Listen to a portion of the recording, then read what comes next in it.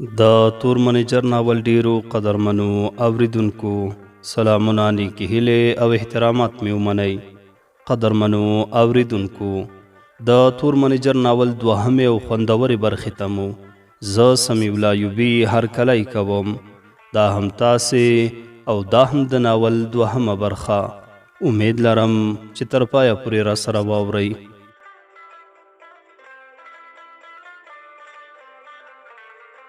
سایمه لاړه خو زه د ګدام تور منیجر ته وسپارلم. همدا د ګدام مسؤل چې سایمې منیجر صاحب باله داسې له رنګه تک تورو لکه توره شپه. یوازې غاښونه یې پکې سپین برېښېدل. وروسته له یوې پیالې چای نه تر هر څه د مخه یو سیټ موبایل راکړ. بیا له یوه همرنګي سړي سره وبوږنېده. وروسته یې مخ راواړه او ویې ویل مال مې په موټر کې ځای پر ځای کړی دی. یو میل توپانچه هم پکې ایښې ده. ما یې خبره په خوله کې ور وچه کړه. توپانچه دا څه وایي؟ د توپانچې او ټوپک له لاسه خو زه دلته راتښتېدلی یم. منیجر له غوسې لاپسې بدرنګه شو. برګ برګ یې راوکتل، خو ما خپله خبره زر بیرته په خندا واړوله او مې ویل سمه ده چیرته یې یوسم؟ زما له همدې خبرې سره د تندي ګونځې ورکې شوې. ویې خندل ډېر هوښیار خان دی، ته لکه چې ډرایور هم یې. ما د هو په موخه ورته سر وخوځاوه. هغه زیاته کړه ښه نو بیا یوه بله ستونزه هم حل شوه. ما ورته وویل ډرایور یم خو بلد نه یم. هغه راته وویل ته نور غم مه کوه، هغه بندوبست مې کړی دی. یوازې مال به د کراچۍ تر بندره رسوي. ډېرې لارښوونې نورې هم راته وکړي، خو له هغو څخه زه تېرېږم او اصلي مطلب ته راځم. له ګدامه بهر راووتلو. زموږ له راوتلو سره جوخ 3 موټرونه هم هلته ودرېدل. منیجر د شا موټر ته چې د ده په رنګ یو لنډ کروزر ګوته یې ونیوله او غږ یې وکړ ورځه ستا هغه موټر دی. 5 کارټنه مال ما په خپله پکې ایښی دی. زه هم ورغلم، د موټر دروازه چې تیاره پرانیستې وه. شټېرنګ ته یې کېناستم. داسې نه چې همدا مې لومړی ځل په دا ډول موټر کې شټېرنګ ته ناستی و. 2 کاله وړاندې چې زه له ایران نه راتلم له کندهاره تر کابله پکې راغلی یم، خو ښه خاطره ترې نه لرم. کراچۍ ته مو حرکت وکړ. یو موټر مخ ته و او زه ورپسې روان شوم. وروسته راپسې سپین لانګ کروزر چې 2 تنه په هغه کې ناست و راوخوځېد. منیجر خو سایمې په نوم راپېژندلی و، خو دا چې څېره یې همغه وخت هم زما ښه ونه ایسېدله. د هغه نوم مې تر پایه پورې په خوله رانغی. وایي چې کوم غریب چا په خیرات کې نه پرېښوده. ده ویل چې خر مې د ملک کره وتړی. زه هم یو مزدور سړی، خو چورتونه مې د خانانو وهل. په یوه سبب زما هیڅ ګناه نه وه. که سایمه ډېره راته ښکته او پورته نه وای شوې، بیا نو زه هم څه ساده نه وم چې خوشې په خوشې مې ځان ځوراوه. په همدغو فکرونو کې وم چې یو ځای کې پولیسانو لاس راکړ. موټر مې قرار کړ، خو زړه نازړه شوم چې ورته ویدرم او که نه. تر ما مخکې لارښود موټر هم دا وخت زما له سترګو پناه شوی و. خدای خبر هغه پر کومه خوا ځان ته رای تم کړ. د شا موټر ته خو مې هېڅ لا پام نه و. موټر مې ودراوه. همدا چې پولیس را نږدې کېدل بیرته مې په اکسلیټر پښه ټینګه کړه او ترې وتښتېدم. هغوی تر هغو پورې چې خپل موټر ته ختل او بیا یې حرکت راکاوه، زه په یوه کږلېچ کې ترې پناه شوم. زه اوس یوازې وم. موټر خو راڅخه تښتېدلی و او سپین لنګ کروزر مې هم بیا ونه لیده. فرعي سړک ته ور وګرځېدم. دا وخت د تور منیجر زنګونه یو تمامیږي او بل راځي. د عمومي او فرعي سړکونو ترمنځ ونې ولاړې وې. تر شا مې هېڅ شی نه څرګندېدل. یوازې همغه د پولیسو د موټر بیړني ارنونه مې تر غوږو کېدل او بس. موټر مې جوخت د ونو خوا ته ودراوه. لږ ځڼ وروسته مې کتل چې د پولیسو موټر نیغ ودرېده. پر عمومي سړک په منډه تیر شوم. تر دغه وخته لا د تور منیجر زنګونه راتلل. اوس مې نو په بېغمه زړه موبایل هوکې کړ چې له هغه اړخه غږ راباندې وشو. خان موبایل ولې نه اوچتوې؟ ما ورته ویل پولیس راپسې دي. ورخطا یې وپوښتل ته اوس چېرته یې؟ ما ورته ویل نه پوهېږم، ملګري مې نشته، زه دا ځای نه پېژنم. د هغه غږ رالوړ شو. ټوکې مه کوه، سمه خبره وکړه. بالاخره مې هغه ته د تښتېدلو او پټېدلو وویل. له هغه څخه نور هېڅ غږ راونه ښود. کتل مې چې اړیکه پرې شوه. زه لا هملته په موټر کې ناست وم چې لږ ځنډ پس مخامخ د یو موټر څراغونه راڅرګند شول. هغه زما پر لوري را روان و. اوس نو په ریورس هم نه شوی تښتېدلی. نو څه مې کړي وای؟ نور ونه ځنډېدم. توپانچه مې راواخیسته. له موټره په بیړه ښکته شوم او په یوه ونه کې لکه د پیشو غوندې پاس وختم. اړتیا نه وه چې توپانچه مې بیا ازمایلی وای، ځکه له هغه ځایه چې راخوځېدم ټوله مې ښه وکتله. په ګولیو ډکه وه او لټ یې هم سم کار کوه. نور یې نو له ډز کولو څخه یو خدای خبر و چې د وژلو وه او که نه. کتل مې چې هغه موټر د پولیسو دی. زما د موټر مخې ته ودرېده. زه لکه د ونې ډډ شور هم نه خورم. قرار مې د یو غټ ښاخ شاته ځان نیولی دی. توپانچې ته مې ګولۍ تېره کړې ده. وخته ګورم چې څه ډول ټول یو ځای سټ کړم. هغوی ټول 4 تنه وو. 2 تنه یې ټوپکونه ورسره وو. زما د موټر دننه لاندې و باندې ښه ولټول، خو زه ونه موندلم.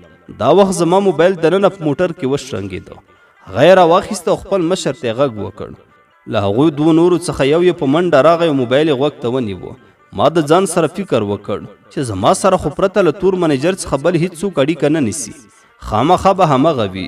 یو څو خبرې ورسره وکړي، خو زه سم ورباندې ونه پوهېدم. یوازې په اچه یې نښخه یې پوه شوم.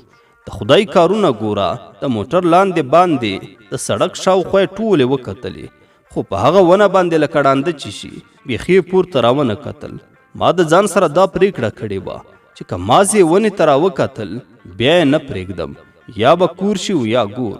دا وخت د موټر شاتنۍ دروازه یې ډاله خلاصه کړه. کارتنونه یې راښکته کړل. وروسته 4 واړو یو په غېږ کې ونیوه او خپل موټر ته رهي شول. نور نو تر دې ښه شیبه پر لاس نه راتله. اواره مې پر ماشه ګوته کېکاږله. لنډه پر دې 4 وړه مې هلته پر ځمکه وغورځول. نور ونه ځنډېدم. په بیړه مې کارتنونه بیرته په خپل موټر کې ځای پر ځای کړل او حرکت مې وکړ. له ما څخه نور پوخ سړک پاتې شو. رڼا راخوره شوه. که څه هم د پولیسو په وژلو چا نه وم لیدلی، خو زه هسې ویرېدلم. اوس نو د سړک دواړو خواو ته کرنیزه ځمکه تر سترګو کېدله. ښی خواته یې د پټیو منځ کې یوه کچه لاره غرځېدلې وه. پر هغې ورسم شوم. نږدې لمونځ په قضا کېدو و. یوې حجرې ته مې موټر ودروه. هلته مې له کوهي څخه اوبه راوویستلې او داس مې وکړ. هملته د حجرې په څنګ کې جومات ته ورننوتم او لمونځ مې زر زر ادا کړ.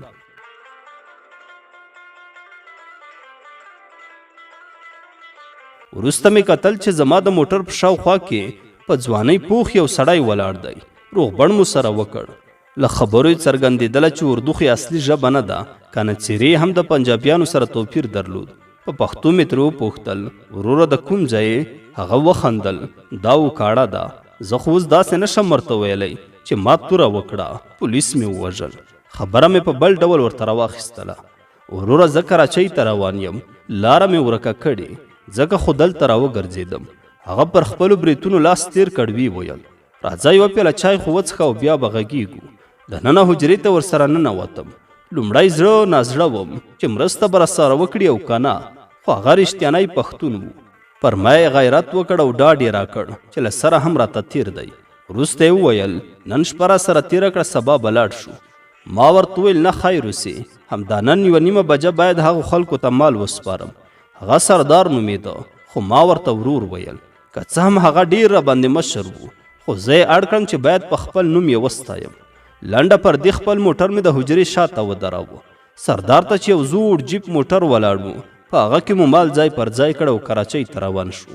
د ماسپښین 1 باندې 1 بجه وه. موبایل مې چالانه کړ. د تور منیجر شمېره مې ډایله کړه. موبایل مې غوږ ته نیولی و چې له هغه اړخه تور منیجر هلو وویل. هغه چې کله زما غږ واورېده، سړی ورخطا غوندې شو او خبره ترې ورکه شوه. ما پرې غږ وکړ، منیجر صاحب، مال مې ورته تسلیم کړ. د هغه غږ راوچت شو. دا ته څه وایې؟ ته اوس چېرته یې؟ زړه کې مې ویل چې خدای زده که نور حال درته ووایم. زه همغه وخت د سمندر پر غاړه ولاړ وم. ده ته مې وویل، د کراچۍ له ښاره په راوتو کې یم. دا ځل ما اړیکه ورپرې کړه او موبایل مې بند کړ. د سمندر پر غاړه هلته لرې 2 تور لنډ کروزر موټرونه ولاړ وو. هملته ور وخوځېدم. ما ویل ورځم که خدای وکړي چې همدوی وي، نو خوند به وکړي. له ورنږدې کېدو سره زما مخې ته یو غښتلی سړی ودرېده. تورې عینکې پر سترګو وې. له څېرې څخه مې ګمان د خارجیو ورباندې راغی. سلام مې ور واچوه. هغه هم په انګلیسي کې راته های وکړل. تور منیجر مګر دا نه و راته ویلي چې دوی خارجیان دي. هغه یوازې د پېژندګلوۍ شفرونه راښودلي وو او بس. خو اوس مې پر شفرونو هم باور نه کېده چې رښتیاني به وي او که نه. روغبړ لپاره مې لاس ور اوږد کړ. هغه راته وویل، څوک یې؟ اټکلي مې تر خولې ورته وویل، تور سړک. د هغه شونډې په خوشحالۍ سره بیلې شوې. لاس یې راوت کړ او ویې ویل، تودې اوبه، ښه راغلې. ایله چې زړه مې ولګېده، په خپله همدوی وو. زما موټر هلته ښایسته لرې ولاړ و. هغوی ته مې د لاس په اشاره ور وښود او زه بیرته پیاده تر روان شوم. 10 دقیقې به وتلې چې هغوی هم راپسې راغلل. سمدستي 3 کسان شاوخوا محاصره کړه. وروسته یوه ښځه له موټر راښکته شوه. هغه که تر سایمې ښکلې نه وه نو بدرنګه هم نه وه. تر ما نږدې راغله او لاس یې راوږد کړ. د روغبړ نه وروسته په خندا وویل که په خرګاډي کې راغلی وای باید پوره میاشت مو درته انتظار کړی وی. زه په انګریزۍ ژبه هم کافي پوهېدم. په جواب کې مې ځنډ ونه کړ. ورته مې ویل که زه وم دغه ارمان به مو هم ډېر زر پوره کړم. لږ مسکی شه. وروسته یې وطن ته اشاره وکړه. هغه جیب ته ورغی او دروازه یې راپرانیستله. سردار دا وخت هلته لرې ولاړ و. هغوی د کارټنونو خولې ورڅیرې کړلې. لټ په لټ یې کړل. وروسته یوازې یو کارټن په غېږ کې ونیو خپل موټر ته روان شو. هغه چې کله ښځې ته د هو په موخه سر وخوځاوه زما دمه جوړه شوه. غټه ساه مې واخیستله او زړه مې آرام شو. یاره زه هم عجیبه قاچاقبر وم. تر دغه دمه لا هم نه وم خبر چې زما په موټر کې څه شي دي او هغه هم یوازې په یوه کارټن کې. پر لاره مې له ویرې کتلی هم نه شوی. ما ویل که خولې ور پرانیزم بیا به دوی وانخلي. یاره رښتیا هم چې د افغانانو ټول کارونه همداسې توکلي دي. دا وخت د ښځې په څنګ کې همغه غښتلی سړی را پیدا شو. یو غټ سایپ یې د ډالرو ډک راته ونیو. ویې ویل پوره 3 لکه دي. سر مې د مننې په موخه ورته وخوځاوه. هغوی په خپله مخه لاړل او موږ په خپله مخه. دا ډول معاملې مې فلمونو کې ډېرې لیدلې دي خو اوس دا د ما په خپله په رښتیا د پیسو سایپ راواخیست. بیخي خندا راتله چې ما وګوره او دا ډول معامله. د شپې ناوخته مې د سردار د حجرې مخې ته یو ځل بیا اودس وکړ. په جومات کې مې د ماخوستن لمونځ ادا کړ. وروسته مې سردار ته له خپلو 2 لکو کلدارو څخه چې تور منیجر د خرچې لپاره راکړې وې پوره 1 لک کلدارې مې وربېلې کړلې. هغه نه اخیستې خو ما په زوره په جیب کې ورکېښودلې. ډوډۍ مې سردار سره وخوړله. نور مې زړه طاقت نه کاوه. سایمه مې ډېره په زړه راګرځېدله. که څه هم سردار ډېر راته ټینګ شو خو زه لکه د کلونو راهیسې چې مین وم. زړه مې بوټ ورپسې ختلی و. د تور منیجر خبره خو مې په سر کې ورته یادوله چې سړی ښه سړی نه دی باید چې له دندې نه یې ګوښه کړي. لومړی مې د خپل موټر شاتنی پلیټ لرې کړ. وروسته مې سردار سره خدای پاماني وکړه او یو ځل بیا د لنکروزر شټرنګ ته کېناستم. تر پاخه سړکه ښه ډاډه وم خو وروسته له هغې مې زړه په درزېدا شو چې هسې نه ونیول شم. یوه هوښیاري چې ما له هغه اړخه کړې وه د ښار دننه مې ځینې ځایونه په نښه کړي وو. په همغه نښو مې بیرته ځان تر صدر پورې ورساوه. موبایل مې چالانه کړ او د تور منیجر شمیره مې ډایله کړه. لږ ځنډ وروسته د هغه غږ راوچت شو. خان چیرته یې ته؟ موبایل دې ولې بند کړی؟ دروغ مې ورته وویل کراچۍ کې یم. حرامي ته لا تر اوسه هلته یې؟ ما داسې وښوده چې زه په هیڅ هم نه یم خبر. ورته مې ویل میډم ته خو به دې نه وي ویلي. هغه لکه لیوني په غوسه کې وخندل. ستا میډم خو په شالیمار روغتون کې د ژوند آخري سلګۍ شمیري. هغې پرون شپه ټکر وکړ. سر مې وګرځېده. ښکته او پورته بیخي رانه ورک شول. د هغه خبرې ته بیخي حیران پاتې شوم. دا ښه شوه چې زه په خیر بیرته راغلم که نه سړی خو سم د لستوڼي مار و. سایمې د کور لاره خو مې نه شوی موندلی او نه مې هم د هغې سیمې نوم زده کړی و. بالاخره مې پوښتنه پر پوښتنه شالیمار روغتون ته ځان ورسوه. د معلوماتو په دفتر کې د میز تر شا یوه غنمرنګه دنګه ښځه ولاړه وه. هغې ته مې د سایمې نوم واخیست. هغې د سایمې مکمل نوم راڅخه وغوښته خو ما ته نه و څرګند. هغې بیرته د کتاب مخ پټ کړ. ویې ویل ته په خپله ناروغ یې لومړی خپل علاج وکړه. زه ورسره جدي شوم. په لوړ غږ مې ورته وویل لطفا زما طبیعت ښه نه دی سمې خبرې کوه. هغې وخندل ښاغلیه دلته د سایمې په نوم 2 تنه ناروغان دي. زه خو نشم کولی چې هر یوې ته ځانګړی ودروم. ما هم نرمه لهجه خپله کړله. وبخئ هغه یې پرون شپه راوستلې وه. هغې بیا د خپل کتاب پاڼې راواړولې. وروسته یې وویل سایمه قریشي یادوې؟ اټکلي مې هو ورته وویل. هغې زیاته کړه هغه په 10مه خونه کې ده. مهرباني وکړئ تاسو ورتلی شئ. د 10مې خونې دروازې ته ودرېدم. ورو مې دروازه ور پرانیستله او ورننوتم. هغه انسان چې په لیدو به زه بې واکه کېدم او هغسې چې ما یې د لیدلو تمه درلوده ونه لیدله. سره و لاسونه تر څنګلو پورې په سپین ململ ورتړلي وو. بېهوشه پر کټ پرته وه. زړه مې ډېر ورته بد شو. هملته مې دا ډول ډېر مال او دولت څخه کرکه وشوه چې په هغومره پیسو کې بیا هم بې پوښتنې په روغتون کې پرته وه. شالیمار روغتون هم ښه مجهز و خو اوس زما له پامه بد شو. په منډه بهر ووتم. د خلکو نه مې پوښتنه وکړه چې تر ټولو ښه روغتون په لاهور کې کوم یو دی. چا د جنا روغتون صفت کاوه، چا د شیخ زید او چا د وروسته مې 2 لکه کلدارې تحویل کړې چې د تېرې شپې راهیسې د سایمې د درملنې خرچه شوې وه. د لارښوونې د دفتر مامور ډېره مرسته راسره وکړه، کنه زه هغه ځای په قانون څه خبر وم. سایما مې جنا روغتون ته ورسوله، رښتیانی چې هغه هم ډېر مجهز روغتون و. ډاکټران یې هم له څېرو څخه ښه او پوه ماهران برېښېدل. هغه د ټوکیانو خبره ډېرو سرونه لکه د ښې غوندې ځلېدل. دا وخت 12:30 بجې وې. یوه خبره مې چې باید په شالیمار روغتون کې هغې مامورې ته کړې وای رانه هېره شوه. په منډه سړک ته ووتم، ټیکسي مې غوره وګڼله او شالیمار روغتون ته مې ورخطا ځان ورسوه.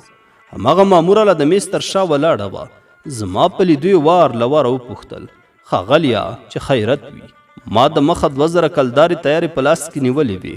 د هغې تر کتاب لاندې مې ورتېرې کړې. هغې ایسته رایسته سترګې واړولې ویې ویل، دې ته څه ضرورت و؟ ما ورته وویل، دا ستا د زحمت لپاره. تا ډېره خواخوږي وښوده، ډېره مننه. د بیرته تللو پر مهال مې د نوم پوښتنه ترې وکړه. ستا نوم؟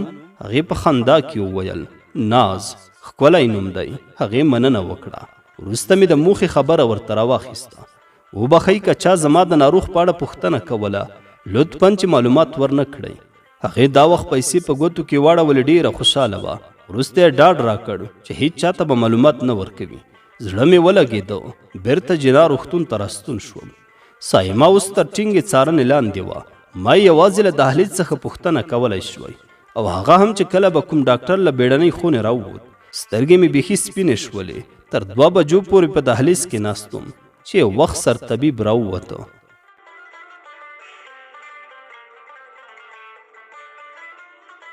د تور منیجر ناول ډیرو قدرمنو اوریدونکو، دا و د ناول 2مه برخه.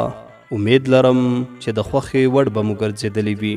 تر بلې برخې پورې مو په لوی څښتن تعالی سپارم. ښاد و آباد اوسئ.